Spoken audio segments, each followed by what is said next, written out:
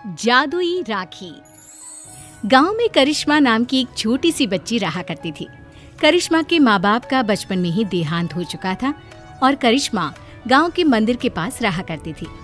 गांव के कुछ लोग उसे 2 वक्त का खाना दे दिया करते थे और मंदिर के पुजारी जी ने उसके मंदिर में रहने और सोने की व्यवस्था कर दी थी। अरे करिश्मा बेटा, आज सुबह से इतनी उदास क्यों बैठी हो? क्या बात है बेटा? कोई बात नहीं काका, रक्षाबंधन का त्योहार आ रहा है। सब लोग अपने भाई को राखी बांधेंगे, लेकिन मैं तो दुनिया में बिल्कुल अकेली हूँ। अरे बेटा, चिंता क्यों करती हो? जिसका कोई नहीं होता उसका भगवान होता है। ऊपर वाला है ना, वो तुम्हारी मदद जरूर करेगा। लेकिन भगवान असल में थोड़ी ना होते काका, भला वो मेरी मदद कैसे करेंगे? अरे बिटिया, ऐसे नहीं कहते। भगवान तो सब जगह होते हैं और देखना, वो तुम्हारी मदद भी जरूर करेंगे। पुजारी जी के जाने के बाद करिश्मा उदास होकर मंदिर की सीढ़ियों पर बैठ गई। उसे कुछ भी समझ में नहीं आ रहा था। तभी कुछ देर बाद मंदिर में एक साधु आते हैं। क्या बात है बेटा, तुम ऐसे चुपचाप क्यों बैठी हो? क्योंकि मैं बहुत उदास हूँ। इस दुनिया में मेरा कोई नहीं, मैं बिल्कुल अकेली हूँ। अरे, तुम्हें उदास होने की कोई जरूरत नहीं है। ये देखो, मेरे पास एक बहुत सुंदर फूल है। तुम इसमें धागा पिरोकर भगवान के हाथ पर राखी की तरह बांध देना। लेकिन उससे क्या होगा बाबा? उससे कुछ होगा नहीं बेटा, बस तुम्हारा अकेलापन दूर हो जाएगा और तुम्हारे जीवन में खुशियाँ लौट आएंगी। क्या सच में ऐसा हो सकता है? हाँ, रक्षाबंधन वाले दिन सुबह नहा धोकर मंदिर की जो मूर्ति है उस पर फूल की राखी बनाकर बांध देना। इतना कहकर साधु वहां से चले गए। अब तो करिश्मा बस हर दिन रक्षाबंधन के दिन का इंतजार करने लगी। 2-3 दिन इसी तरह बीत गए और रक्षाबंधन आ गया। करिश्मा सुबह सुबह नहाकर उस फूल में धागा पिरोकर भगवान के मंदिर पहुंची और उसने वो राखी भगवान की मूर्ति को बांधी। ठीक उसी वक्त वहां पर करिश्मा से कुछ साल बड़ा एक लड़का आया और उसने अपना नाम किशन बताया। अरे करिश्मा, तुम्हारी राखी तो बहुत सुंदर है। क्या ऐसी राखी तुम मेरी कलाई पर भी बांध सकती हो? वो क्या है ना, मेरी कोई बहन नहीं है।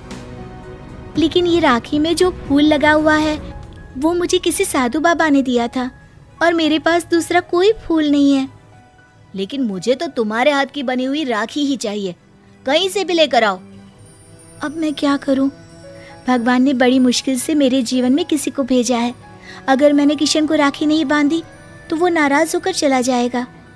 सोचते सोचते करिश्मा मंदिर के बगीचे में पहुंची और वहां से उसने फूलों की मदद से एक सुंदर सी राखी बनाई और मंदिर में पहुंची। ये देखो किशन, मैंने तुम्हारे लिए बहुत सुंदर राखी बनाई है। नहीं, मुझे वही राखी चाहिए जो तुमने भगवान को बांधी है। लेकिन ये कैसे हो सकता है? वो राखी तो मैं भगवान की मूर्ति को बांध चुकी हूँ। तो कोई बात नहीं, वहाँ से वो राखी उतार कर तुम मुझे बांध लो और ये जो नई राखी तुमने बनाई है वो ले जाकर भगवान को बांध दो। किशन के बार बार जिद करने पर करिश्मा ने ऐसा ही किया। जैसे ही करिश्मा ने किशन की कलाई पर राखी बांधी, देखो, अब तुम्हें मुझसे कोई गिफ्ट लेना होगा।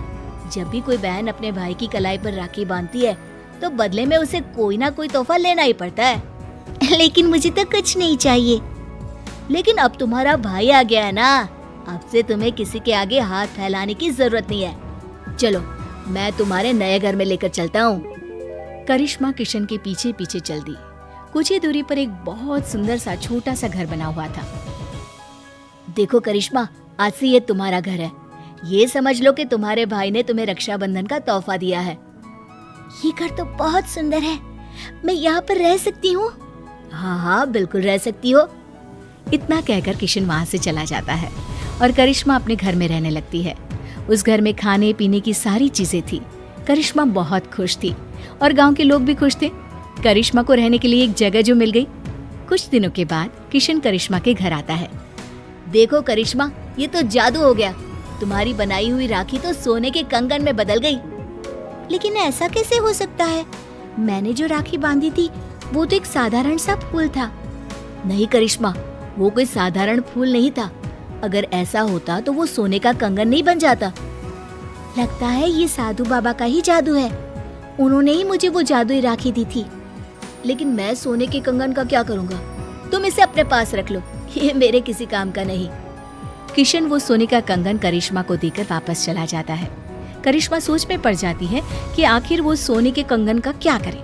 तभी उसके दिमाग में एक तरकीब सूझती है।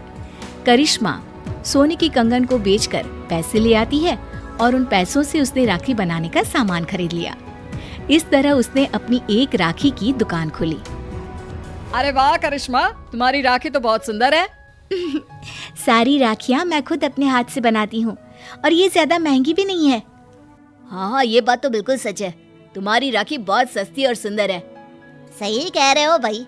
करिश्मा की बनाई हुई राखियाँ इतनी खूबसूरत होती है कि हम जिसे भी देते हैं वो खुश हो जाते हैं। अब दूर दूर से लोग करिश्मा की बनाई हुई राखियां खरीदने आने लगे और करिश्मा की राखियों की दुकान बहुत अच्छी चल पड़ी।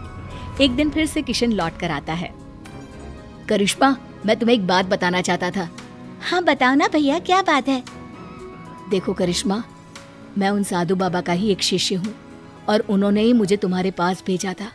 वो तुम्हारे बारे में जानना चाहते थे कि तुम कितनी ईमानदार हो, इसीलिए वो सोने का कंगन मैंने तुम्हें दिया था और तुमने उस सोने के कंगन का उपयोग एक अच्छे काम में किया है। इसलिए साधु बाबा और मैं, हम दोनों ही तुमसे बहुत खुश हैं और हम दोनों का आशीर्वाद तुम्हारे साथ है। अब आने वाले जीवन में तुम्हें किसी भी प्रकार की परेशानी का सामना नहीं करना पड़ेगा। किशन भैया, तुम्हारे जैसा भाई और साधु बाबा जैसे गुरु पाकर मेरा तो जीवन ही सफल हो गया। मेरी मदद करने के लिए बहुत बहुत धन्यवाद। आपकी दी हुई जादुई राखी ने सच में मेरा जीवन बदल दिया।